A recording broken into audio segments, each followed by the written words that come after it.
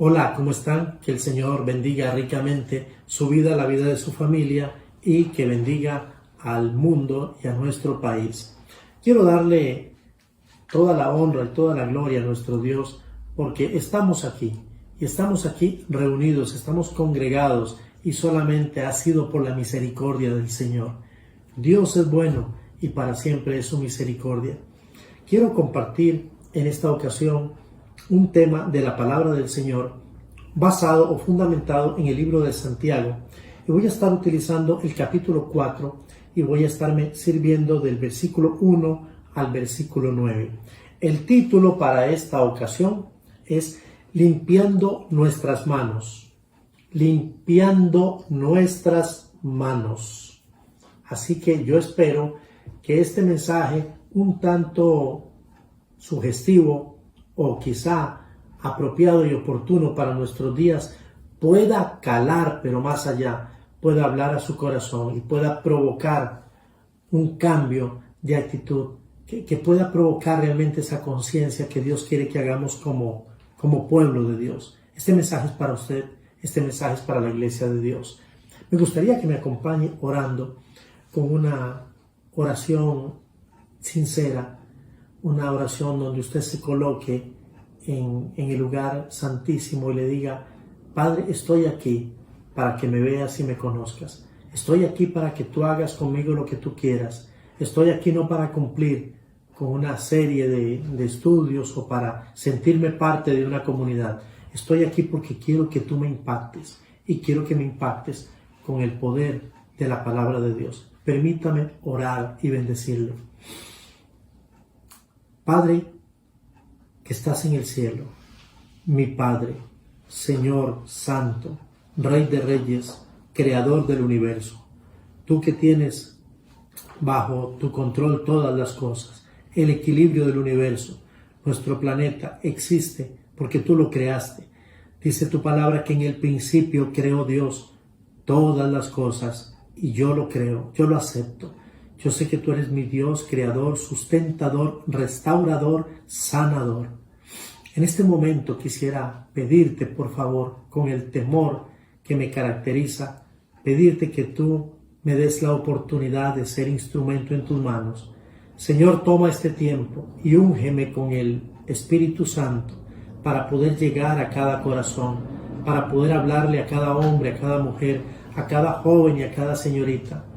Señor, que están allí en su lugar, su casa, su recámara, su sillón. No sé dónde tú les permitirás estar en este momento, pero sí sé que tú tienes una palabra y es una palabra fresca, porque es una palabra que viene de la palabra de Dios. Con humildad, con temor y con temblor, me permito ser tu instrumento, rogándote, Señor, que en este momento nos invada el espíritu que en aquel momento pudo hacer suyo a Samuel cuando él dijo: habla porque tu siervo oye. Señor, esta palabra no regresa a ti vacía, yo lo sé. Son tiempos de confrontación, son tiempos de proceso. Tú estás trabajando con tu iglesia y nosotros estamos queriendo ver tu mano y queremos ver el producto de tu trabajo, de tu misión, de tu amor, a través de medios que no entendemos, pero los aceptamos porque tú eres bueno, porque no te equivocas. Bendice a tu iglesia, bendice a cada hombre y a cada mujer en este momento, y lo pido creyendo que ya lo has hecho, en el poder del Espíritu Santo y en el nombre de Cristo Jesús. Amén y amén. Doy gracias al Señor por este espacio y este privilegio que tenemos juntos, y doy gracias al Señor también por la tecnología. Gracias, amados, que han hecho posible que podamos estar llegando hasta los hogares de tantas personas. Gracias, equipo, han hecho un buen trabajo. Limpiando nuestras manos. Recuerda, limpiando nuestras manos. Esta es una serie de mensajes que hemos venido trabajando producto de esta crisis que nos ha sobrevenido, inesperada, no querida, pero creo que de alguna manera necesaria, porque está provocando en nosotros, está sacando lo mejor de nosotros y está llevando a su iglesia a replantear, a revisar. Y espero que esta palabra hoy tenga ese efecto en su vida. Me gustaría decirles que el texto que seleccionamos se encuentra en Santiago. Vamos a darle una lectura a Santiago. Santiago capítulo 4, versos del 1 en adelante. El escritor Santiago comienza con una pregunta, y no es una pregunta retórica, simplemente es una pregunta, creo yo, trascendente, la cual irá desarrollando en el transcurso del texto mientras vaya avanzando. ¿De dónde vienen las guerras y los pleitos entre vosotros? Una buena pregunta, una buena pregunta. Una pregunta que ya de por sí da por sentado que hay pleitos entre vosotros. ¿Se dio cuenta? ¿De dónde vienen las guerras? Ya está dando por sentado que hay guerras. Entonces la pregunta, ahora sí, completa es: ¿de dónde vienen las guerras y los pleitos entre nosotros? ¿Usted se ha hecho preguntas en estos días? ¿Se ha hecho preguntas como me las he hecho yo? Todos nos hacemos preguntas y a lo mejor algunos están preguntando: ¿de verdad todo esto es producto de la conspiración? ¿Es producto de algo que fue creado en un laboratorio o de una condición de desaseo? Preguntas. ¿De dónde? ¿De dónde vienen esas cosas malas? El escritor dice: ¿de dónde vienen las guerras y los pleitos entre vosotros? Responde: ¿no es de vuestras pasiones las cuales combaten en vuestros miembros? Y continúa: codiciáis y no tenéis, matáis y ardéis de envidia y no podéis alcanzar, combatís y lucháis, pero no tenéis lo que deseáis, porque no pedís. Pedís y no recibís, porque pedís mal, para gastar en vuestros deleites. Oh almas adúlteras, palabra fuerte, oh almas adúlteras, ¿no sabéis que la amistad del mundo es enemistad contra Dios? Cualquiera, pues, que quiera ser amigo del mundo, se constituye enemigo de Dios. ¿O pensáis que la Escritura dice en vano: el Espíritu que Él ha hecho morar en nosotros nos anhela? Y no solamente nos anhela, sino que nos anhela celosamente. Es lo que dice el texto. El Espíritu que mora en vosotros nos anhela celosamente, pero Él da mayor gracia. Por esto dice: Dios resiste a los soberbios y da gracia a los humildes. Someteos pues a Dios y resistid al diablo y huirá de vosotros el diablo. Acercaos a Dios y Él se acercará a vosotros. Pecadores, limpiad las manos, y vosotros, los de doble ánimo, purificad vuestros corazones. Afligíos y lamentad y llorad, vuestra risa se convierte en lloro y vuestro gozo en tristeza. Humillaos delante del Señor y Él os exaltará. Qué palabra más interesante. Una palabra que ya me ha confrontado y yo tengo que compartirla con ustedes. No puedo desobedecer a Dios. Limpiando nuestras manos, título para esta ocasión. El escritor de la carta hace la pregunta: ¿de dónde vienen las cosas malas? ¿De dónde? Y su respuesta no se hace esperar. Inmediatamente él con otra pregunta responde: ¿no será que vienen de vuestras pasiones, las cuales combaten en nuestros miembros?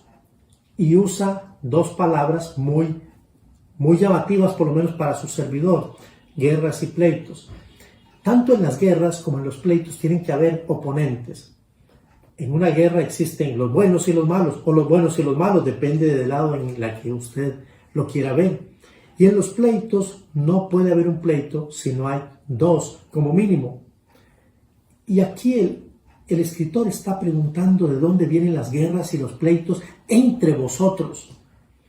Yo necesito aclarar con usted algunas cosas Por ejemplo, una de las cosas que es importante para mí aclarar es que lo que Santiago está diciendo es que el pueblo al cual le está escribiendo es el que tiene ese problema, guerras y pleitos. Dicho sea de paso, si usted va al capítulo 1, verso 1, se dará cuenta que Santiago dice lo siguiente: Santiago, siervo de Dios y del Señor Jesucristo, a las 12 tribus que están en la dispersión. ¿A quién está escribiendo? Al pueblo de Dios. Esta palabra es para el pueblo de Dios. El pueblo de Dios que se encuentra inmerso en dos palabras: guerras y pleitos. Me detengo un momentito. Y me gustaría que revisemos nuestro contexto. Si usted quiere nuestro contexto como iglesia, lo prefiere como país, le gustaría hacerlo internacionalmente y, ¿por qué no, mundialmente? Pero no quiero que usted se salga del contexto eclesial. No quiero que usted se salga de la iglesia, del pueblo de Dios. O lo que está diciendo Santiago es algo que nosotros no entendemos. ¿Qué ha pasado en los últimos días con la iglesia del Señor? No nos hemos puesto de acuerdo, no hemos logrado ponernos de acuerdo. Hay una rivalidad entre ministros, hay una rivalidad entre adoradores, hay rivalidades entre denominaciones, e incluso algunos aceptamos doctrinas y rechazamos otras, y del otro lado sucede lo mismo. ¿Qué está pasando con la iglesia? ¿Qué está pasando con el pueblo de Dios? Creo que la postura del escritor sigue siendo interesante porque es actual y presente, y Dios lo sabe, y Dios lo ve. Por eso la pregunta: ¿de dónde vienen las guerras y los pleitos entre vosotros, entre ustedes? Y si preguntara el Señor, diría: mi pueblo. El pueblo de Dios ha tenido muchos conflictos a lo largo de la historia, y estos conflictos en su mayoría son conflictos internos. Y este conflicto interno, por lo menos el que yo conceptúo como el más grande de todos los tiempos, se llama pecado. La iglesia no ha estado eximida del pecado. La iglesia ha bregado a lo largo de los años con esta palabra, con esta verdad llamada pecado. Luego, una serie de verbos van a comunicar ese egoísmo del pueblo de Dios, el cual evidentemente se llama pecado. Por ejemplo, codiciáis, ¿es la codicia un pecado? Matáis, ¿es el matar un pecado? Ardéis de envidia. Esto yo digo, ¿cómo es posible? ¿Cómo es posible? Claro que es posible. Y es posible porque desde nuestra perspectiva y realidad hemos sido protagonistas de estas acciones. Combatís, tiene que ver con pelear. Lucháis, tiene que ver con puños, con dientes, con uñas. Tiene que ver con pelea. Y pedís mal. Ni siquiera eso sabemos hacer. Ni siquiera podemos pedir y hacerlo bien. En el versículo 4, este versículo nos pone cara a cara, sí, cara a cara, con una realidad que no debe ser ignorada. ¿Cuál es la realidad? La realidad, según el versículo 4, o almas adúlteras, ¿no sabéis que la amistad del mundo es enemistad contra Dios? ¿Cuál es la realidad? Esto es fuerte, pero no deja de ser menos real. El pueblo de Dios se había amistado tanto, pero tanto con el mundo, que se había enemistado de Dios. Esta es la realidad. Este es el ABC del Evangelio. Entre más te apartas de Dios, más te acercas al mundo. Entre más te acercas al mundo, más te apartas de Dios. La iglesia, nuestra iglesia, de la misma manera, hoy está coqueteando con el mundo. Hemos permitido que el mundo entre a nuestros templos. Lamento decirlo. Hay temas que para nosotros los predicadores asusta predicar, nos es incómodo predicar, y hemos sido alcahuetes de todas esas enseñanzas que el mundo ha traído para que nosotros convivamos con ellas. Pablo dijo en Romanos capítulo 12, verso 2, no os conforméis a este mundo, no se hagan a este mundo. Y cuando está hablando del mundo, está hablando del sistema de cosas, está hablando de todo lo corrupto, todo lo putrefacto, toda esa serie de mentiras que nos han sido vendidas a través de la televisión, de las redes sociales, todas esas basuras que son particulares de un sistema de cosas en el que vivimos. ¿Qué significa amistarse con el mundo? ¿Qué significa eso de amistarse con el mundo? Por lo menos 3 cosas. La primera es disfrutar de los deleites del mundo. Y déjeme decirle, son ricos. Son ricos porque le dan satisfacción a nuestra carne.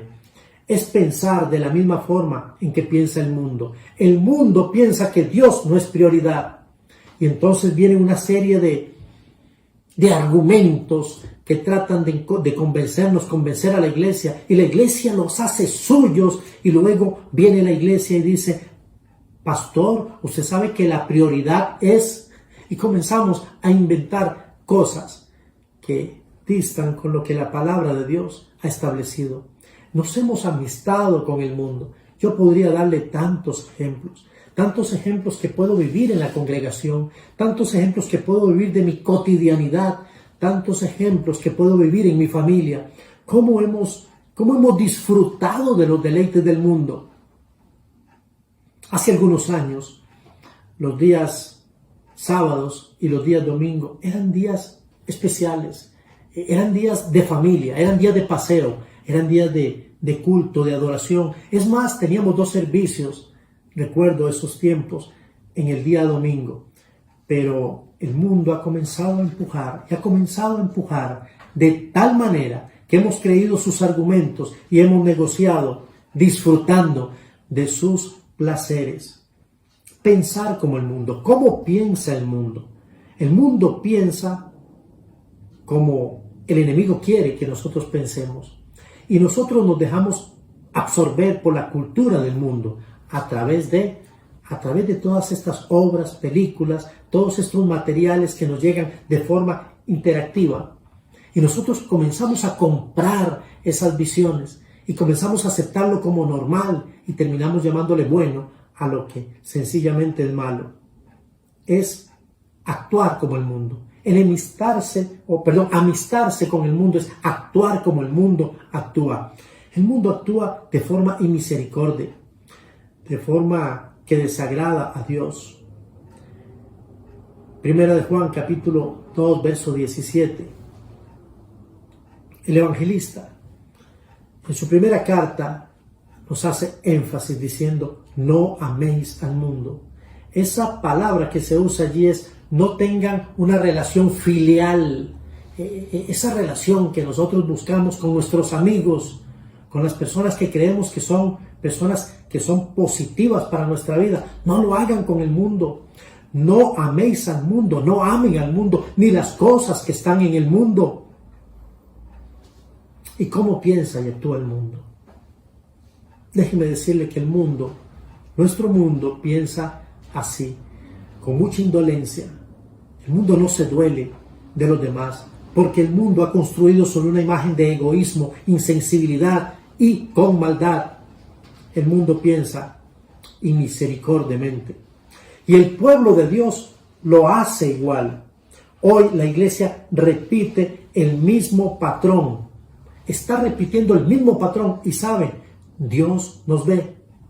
Dios lo sabe. Dios no lo ignora. Proverbios 13:5 nos recuerda, los ojos de Jehová están en todo lugar. Sí, mi amado, en todo lugar, mirando lo bueno y lo malo, mirando a buenos y a malos. Eso a mí me asusta, porque muchas veces hemos querido ignorar, hemos querido obviar, hemos querido silenciar. Hoy el verbo que se está usando es mutear. Hemos querido ponerle mute a Dios para que Dios no hable. Y hemos querido poner unos audífonos a Dios para que Dios no escuche. Pero la Biblia dice que los ojos de Jehová están en todo lugar. Él le ha visto a usted y Él me ha visto a mí día a día. Él está viendo a usted hoy y me está viendo a mí. Él está viendo a su iglesia. Dios no pasará por alto nuestra indolencia, no la pasará por alto. Y hemos sido indolentes. No pasará por alto nuestra envidia, nuestro egoísmo. No pasará por alto un liderazgo o a un liderazgo que literalmente le ha dado la vuelta a Dios.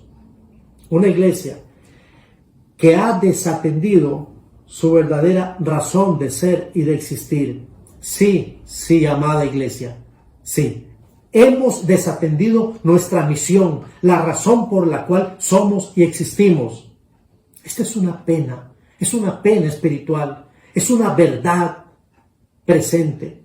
La iglesia ha cambiado la palabra de Dios,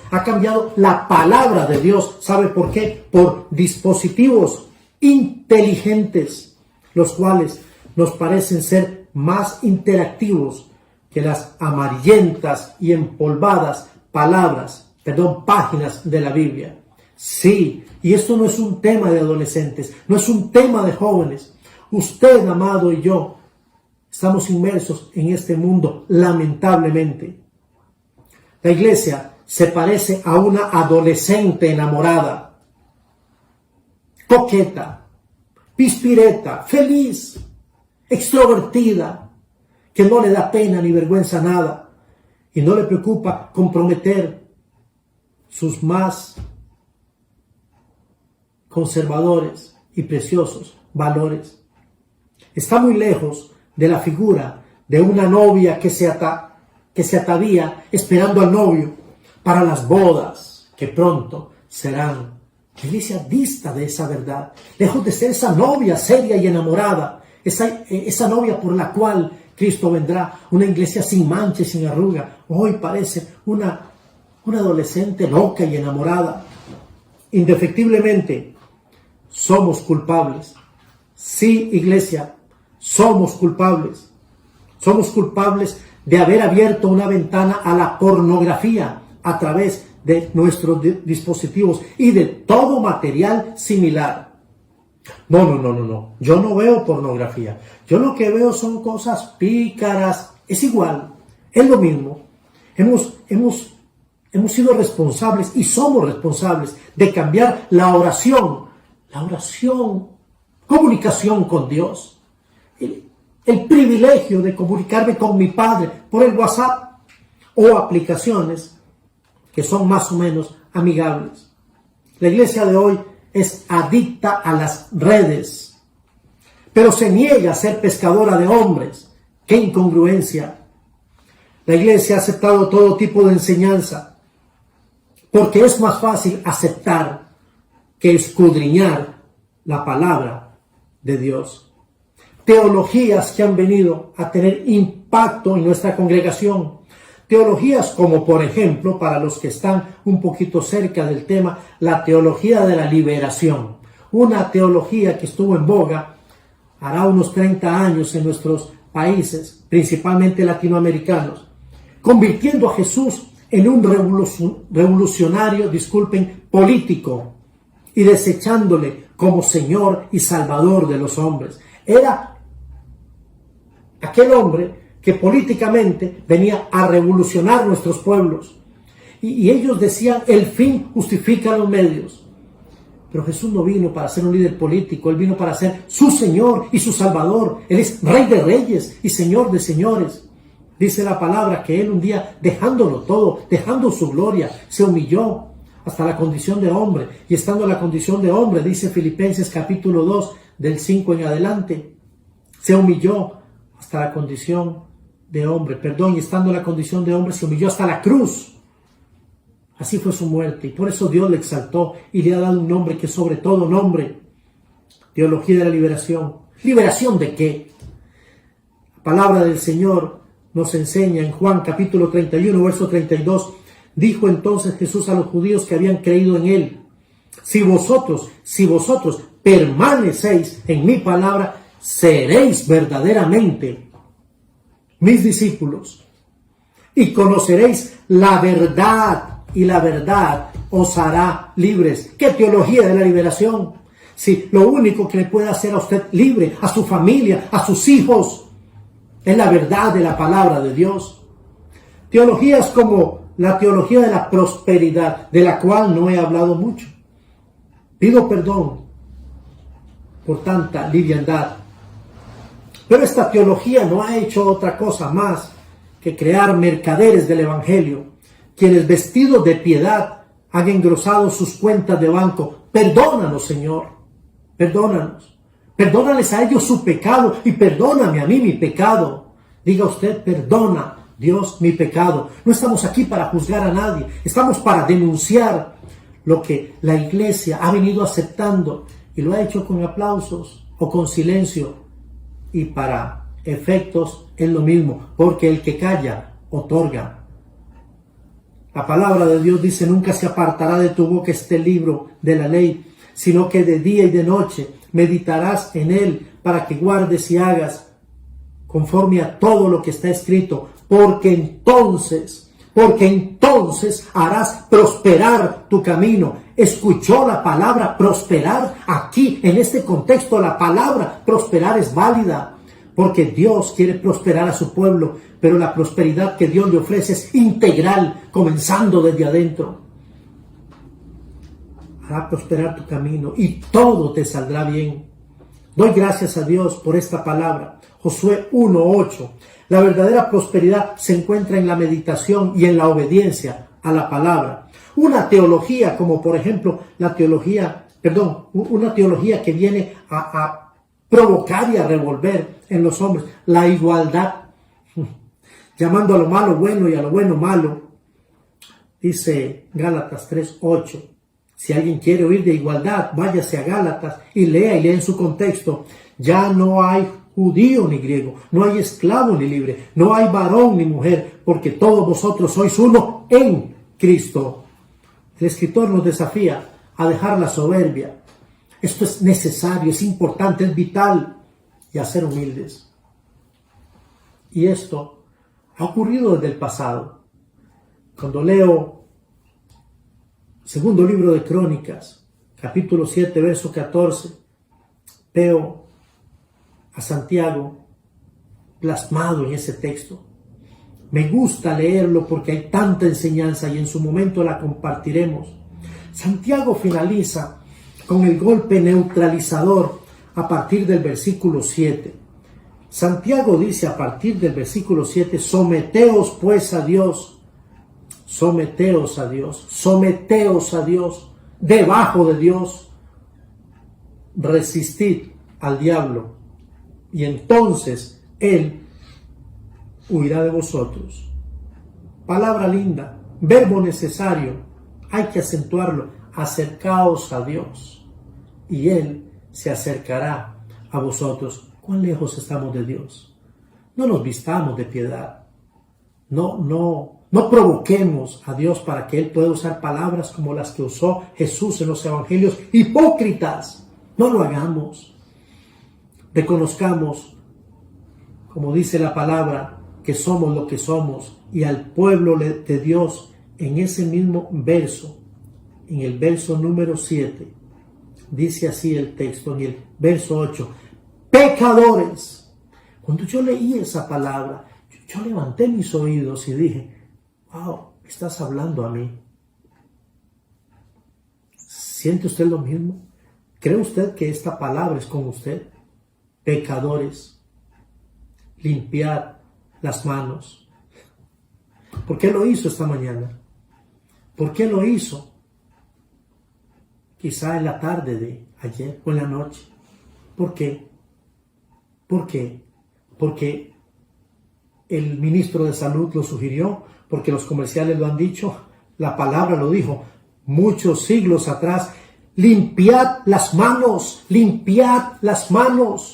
y purificad vuestros corazones, porque el salmista preguntó, ¿quién entrará al lugar santo? Solamente el de manos limpias y corazón puro. En este versículo 9 hay una tremenda advertencia y asusta. Afligíos y lamentad y llorad.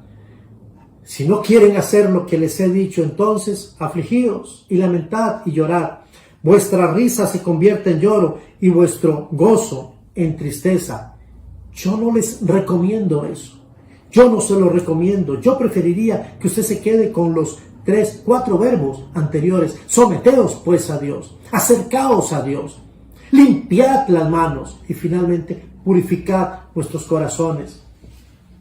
Pero sobre todas las cosas, verso 10, humillaos delante del Señor y Él os exaltará. Con el amor que Dios pone en mi corazón para poder compartirle este mensaje, le desafío y le digo, por favor, humíllese delante de Dios. Lleve a su familia delante de Dios. Humíllense para que Él nos pueda exaltar. Ánimo en tiempos de crisis. Que el Señor les bendiga ricamente.